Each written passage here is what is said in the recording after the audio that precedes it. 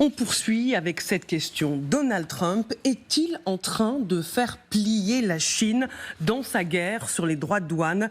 Pour la première fois, la Chine se dit prête à négocier à l'heure où les Américains ont réussi à mettre fin à la faille tarifaire qui permettait l'entrée de produits chinois bon marché aux États-Unis. C'est peut-être ce cap supplémentaire qui a incité les Chinois à se montrer beaucoup plus conciliants. Regardez ce que la Chine déclare désormais via le ministère chinois du Commerce.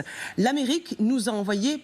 Regardez comment il présente ça. Donald Trump est-il en train de faire plier la Chine? Déjà le cadrage est révélateur. On nous montre une Chine qui cède face aux États-Unis comme si c'était un match de boxe avec un gagnant et un perdant, mais la réalité économique est bien plus complexe. Les relations commerciales entre deux superpuissances ne fonctionnent pas comme ça. Ici, on est dans une vision binaire qui flatte l'ego américain. Voyons ce que la suite nous réserve. Plusieurs messages afin d'ouvrir les discussions. Nous sommes en train d'étudier cette demande. Magali, Pékin donne le sentiment d'être en train de céder ou en tout cas de s'adoucir. Pourquoi ? Bon, déjà, moi, je serais assez prudent quand même sur le sujet. Ce que dit la Chine aujourd'hui, c'est qu'elle est prête à évaluer en effet la proposition américaine. Vous savez que donc il y a 90 jours, Donald Trump a donné en gros 90 jours aux pays dont la Chine pour revenir vers les États-Unis pour entamer une négociation, ce qui nous met à peu près au mois de juillet. Je note que l'analyste reste prudent. Contrairement au titre sensationnaliste, je serai assez prudent quand même sur le sujet. Enfin, un peu de nuance. Ce que dit la Chine, c'est simplement qu'elle va évaluer une proposition. Ce n'est pas une soumission. Et puis Trump a donné 90 jours aux Chinois pour négocier, on voit bien la stratégie de pression. C'est de la pure posture diplomatique, les deux côtés jouent au poker. Passons à la suite. Bon, ces négociations, on sent que jusqu'à présent, c'est vrai qu'il y avait un ton qui était extrêmement dur du côté chinois, qui avait surenchéri aux droits de douane américains en imposant aussi 125% de droits de douane.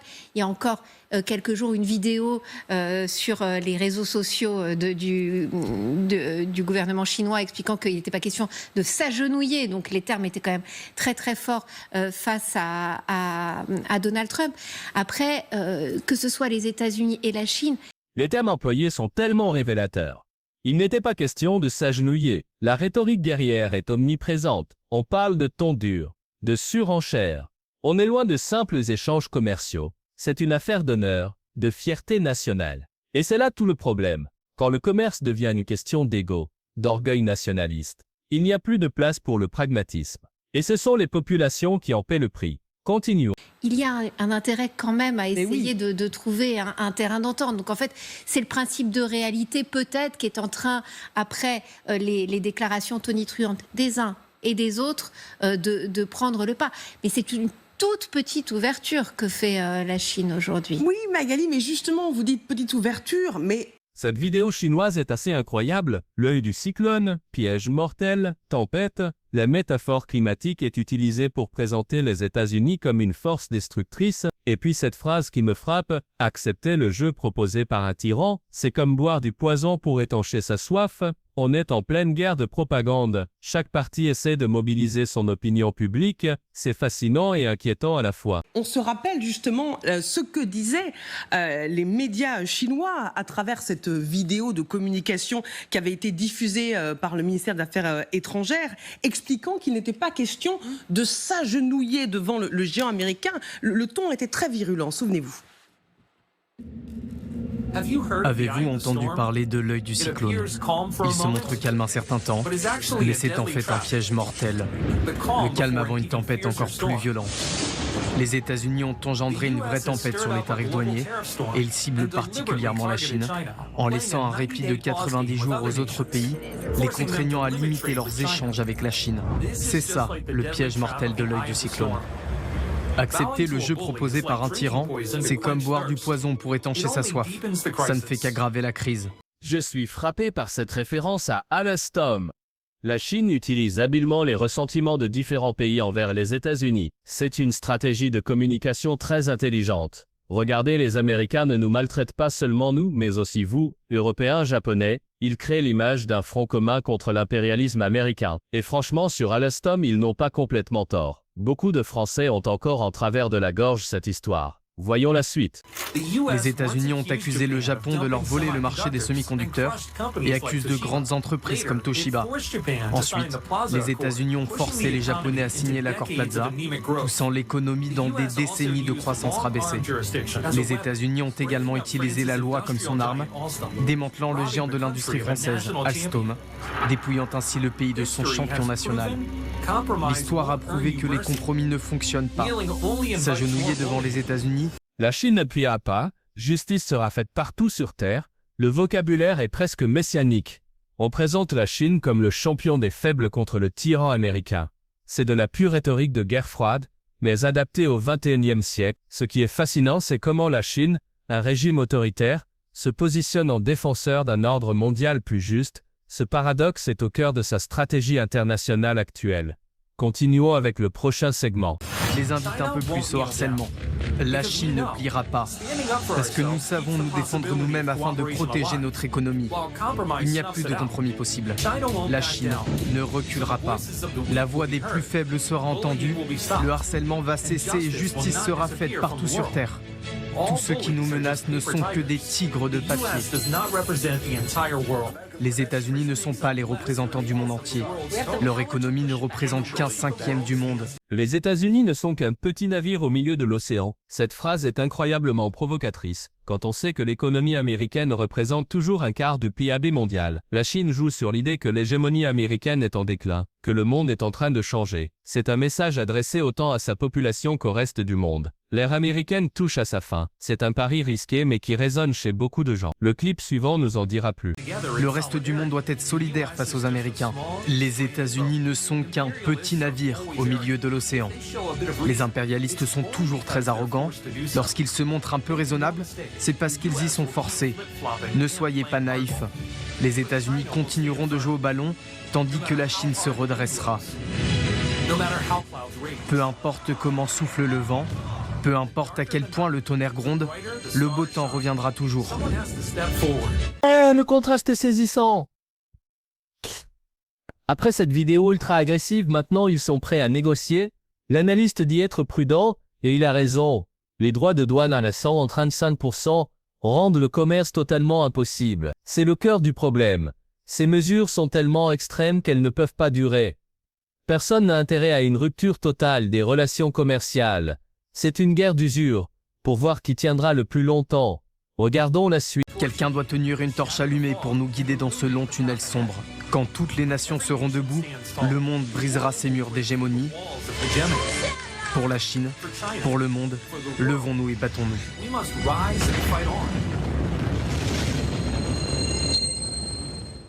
Là aussi, on est vraiment dans la démonstration de force de la part de Pékin. Les États-Unis ne sont qu'un petit navire au milieu de l'océan. Voilà ce qu'il disait dans ce clip. C'était la mer d'Aral qui était... oui. Et maintenant, ils sont prêts à négocier. Il y a eu un changement de ton. Alors, il y a un changement de ton. Oui, alors moi, je suis assez prudent parce que deux idées. D'abord, cette guerre commerciale qui a démarré à l'initiative des États-Unis ne peut, on le sait, profiter à aucun des deux États. Le niveau des tarifs pratiqués aujourd'hui par les États-Unis, 145% sur tous ceux qui ne sont pas frappés, enfin sur tous les produits qui sont frappés, ça rend le commerce totalement impossible. C'est-à-dire qu'il y a la plupart des produits échangés entre la Chine et les États-Unis. Si vous faites plus que doubler le prix, il n'y a tout simplement plus de clientèle pour les acheter. Trump qui dit « Vous achèterez un peu moins de poupées à votre petite fille, c'est pas grave ».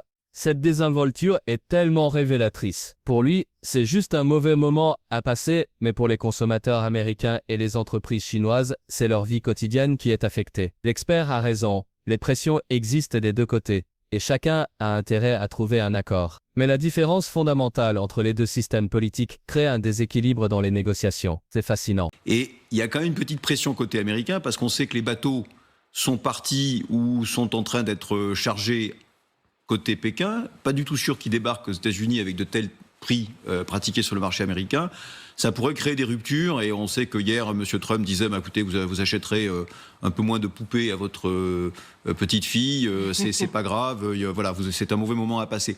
Donc il y a quand même une pression côté américain pour que un accord soit trouvé, pour qu'en fait ça soit pas des tarifs permanents, mais un levier pour trouver un accord avec Pékin. Mais c'est vrai que du côté de la Chine aussi, même s'ils disent le contraire, il y a quand même un intérêt important à ce qu'un accord soit trouvé. Alors la pression économique n'est pas complètement évidente, parce que si vous avez regardé là, le premier trimestre... En Chine, si les industries n'exportent plus, les gens sont au chômage. Il n'y a pas de système social s'ils sont au chômage. Ils ont faim. C'est brutal, mais vrai. Pour Xi Jinping, l'enjeu est bien plus existentiel que pour Trump. Une crise économique majeure en Chine pourrait déstabiliser le régime. Aux États-Unis, au pire, Trump perd une élection. Ça explique pourquoi, malgré sa posture agressive, la Chine est peut-être plus vulnérable qu'elle ne veut l'admettre. Passons à la suite. La croissance en Chine est plutôt meilleure que celle qui était attendue. N'empêche que la Chine, elle est quand même dépendante des exportations, 15% de son PIB. Les États-Unis, c'est son premier marché. Et la différence, en fait, entre les deux États, c'est que, bien sûr, la Chine est une dictature. On l'a vu dans le clip qu'on vient de voir. Le peuple est uni, tout le monde aime les dirigeants. Donc, il y a une forme de contrôle social. N'empêche qu'en Chine, si les industries n'exportent plus et si elles ferment, les gens sont au chômage. Il n'y a pas de système social en Chine. S'ils sont au chômage, ils ont faim. Et donc, il y a un problème de troubles très grave. Aux États-Unis, honnêtement, ça sera différent. Aux États-Unis, le pire qui puisse arriver pour M. Trump, c'est qu'ils perdent les élections de mi-mandat. Donc, vous voyez, la pression, en réalité, n'est pas exactement similaire dans les deux États. Dans ce débat, Marie-Françoise Renard nous a rejoint.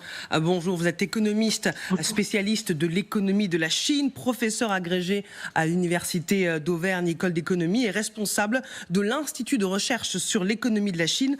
Cet économiste apporte une nuance importante. Ce n'est pas une soumission du gouvernement chinois à Donald Trump. La Chine a toujours dit qu'elle était prête à négocier, mais pas à n'importe quel prix. Elle applique la stratégie œil pour œil, dent pour dent. C'est le fameux principe de réciprocité qui guide la diplomatie chinoise depuis des décennies. Il ne faut pas confondre ouverture aux négociations et capitulation. La fierté nationale reste au centre des préoccupations. Continuons. Au Serdi, Marie-Françoise Renard, est-ce que la Chine n'a pas un petit peu trop bluffé avec Donald Trump en laissant penser qu'elle avait uniquement l'avantage face au président américain, alors qu'elle l'exporte massivement par les États-Unis et qu'elle a aussi besoin des consommateurs américains? Alors évidemment, la Chine aussi est dépendante des États-Unis, mais je crois que le discours chinois, il n'a pas changé. Depuis le début, le gouvernement a dit qu'il était prêt à négocier, mais on a vu les termes employés, qu'il n'allait pas s'abaisser, etc. Et je crois qu'il faut bien comprendre que ça n'est pas une soumission du gouvernement chinois à Donald Trump. Simplement, il négocie à condition que ce ne soit pas des mesures qui soient imposées par les États-Unis et puis rien en face. On a vu qu'il répondait, comme on dit, œil pour œil, dent pour dent. Maintenant, il y a eu une pause de la part de Donald Trump. Donald Trump a fait cette pause de 90 jours. Encore une fois, les deux économies sont interdépendantes, mais il y a beaucoup plus d'urgence du côté américain que du côté chinois. Et je crois que le discours chinois, il n'a pas vraiment changé. Xi Jinping n'a pas rencontré Donald Trump, échangé directement avec Donald Trump. Il y a aussi la question de qui sera le maître du 21e siècle. Ce que disait Ronald. Voilà, ce que disait Ronald. Aujourd'hui, les États-Unis, c'est 25% du PIB mondial, pas 20% comme disait le clip chinois. Les Chinois, ils sont à 18%. Qu'est-ce qui va se passer demain, pour nous aussi d'ailleurs, si les Américains sont dépassés par les Chinois? Ronald Lato, je voyais réagir. Ce qui risque d'arriver, à mon avis. L'économie américaine n'est pas... Moi, j'en suis moins sûr, parce que vous voyez, la croissance chinoise, elle a tendance quand même bien ralentir. C'est vrai. Donc, Magali? C'est difficile de savoir où en sont vraiment ces négociations, parce que il y a quelques jours, dans une grande interview au Time, Donald Trump a expliqué qu'il avait eu le président chinois Xi Jinping au téléphone, que les consultations commençaient sérieusement. Tout ça a été complètement démenti par la Chine en début de semaine. Qui a dit qu'il n'y a pas eu de coup de téléphone. Cette conclusion est la plus pertinente. Derrière ce que veut faire Trump, il y a aussi la question de qui sera le maître du 21e siècle. Voilà le véritable enjeu. Ce n'est pas juste une guerre commerciale, c'est une lutte pour l'hégémonie mondiale. Les États-Unis à 25% du PIB mondial, la Chine à 18%. Mais les trajectoires sont claires. Cette guerre commerciale n'est qu'un symptôme d'une transformation bien plus profonde de l'ordre mondial. Et nous, Européens, sommes pris entre deux feux.